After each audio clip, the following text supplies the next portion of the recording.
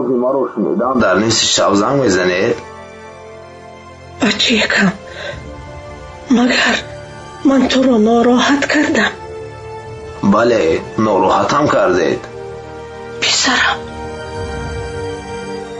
25 سال پیش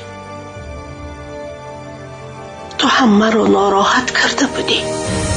ای طفلکی خوش روی من، صد برگی من، گل بوی من، زود رسد، مبارک بود. آسوده در پهلوی من، الله یار